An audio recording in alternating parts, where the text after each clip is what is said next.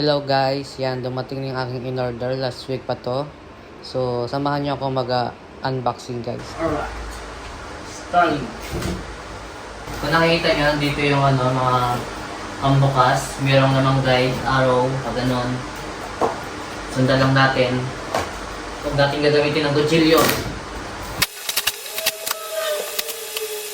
So ngayon, buksan natin. Alright. So malaki po siya. Yan. Ito yung manual guide niya.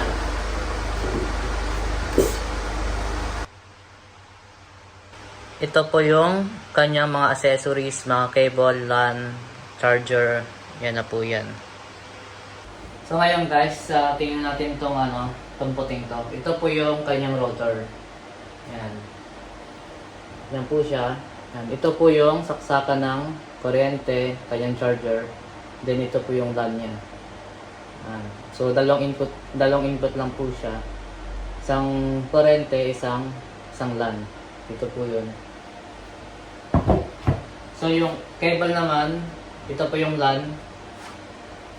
Yan, ito po yung LAN natin. Then ito naman po yung kanyang charger. Yan. So ito po medyo mabigat. Para kayo nagsaksak ng ng ref. Then ito po yung extra cable. Para po siguro dito sa amin.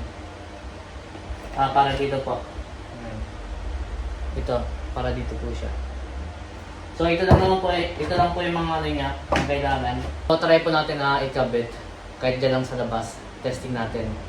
So bago po yun, i-upload po muna natin yung kanyang application. Then sa application po tayo mag-base. Tingnan natin din yung mga function po niya.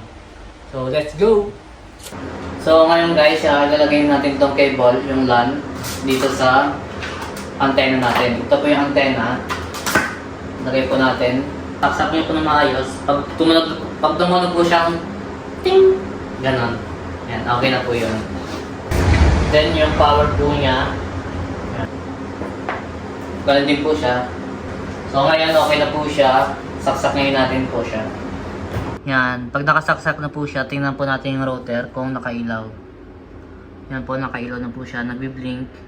Ibig sabihin po hindi pa po siya nakakonect yung LAN. So kabit po natin yung LAN. So try po natin dito ilagay muna yung LAN po natin, yung ating antenna. So yan, punta tayo sa application. Yan, pindutin lang natin yan, standard. Check lang natin yan. Hanapin natin yung sky. Yan, nag-super science po siya. Hinahanap niya po yung mga signal na kung saan siya possible na makasagap. Ayan, kailangan natin iikot-ikot lang yung camera dyan sa ere. Yan, 99%. Ikot ulit. After po yan, okay na po yan.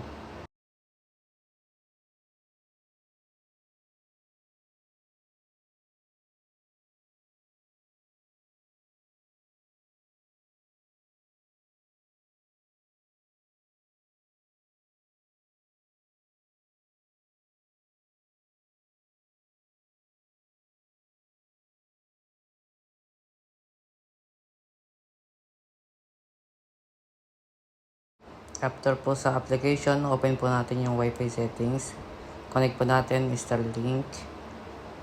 Yan. Then punta po tayo sa application po ulit. So mag-speed test po muna tayo. So yung antenna ko pong ito ay nasa sahig po, nasa baba po siya. Wala pa po siya sa rooftop. Dapat po nasa rooftop po siya. Yan. 78 Mbps. So second try po natin sa Chrome. Speed test po. Search po natin speed test. Then standby lang po tayo kung ilan. So ito medyo tinaas ko po ng kaunti sa sahig. So tingnan po natin kung may pagbabago, kung ilan na Mbps natin. So medyo okay po siya ngayon. Yan, 325.28 po. For me, okay na po to sa akin. All goods. Check natin ngayon kung walang buffer. Ngayon, naka-antenna lang siya. Wala siyang direct to LAN. So yan. Tingnan natin kung merong buffer o wala. good. Wala siyang buffer guys. Wala siyang buffer. So very nice. Sa ngayon, doon ko muna siya nilagay sa gilid. Hanggang pangsamantagal. Char. Okay, sa ngayon, dito muna. Ciao, grazie.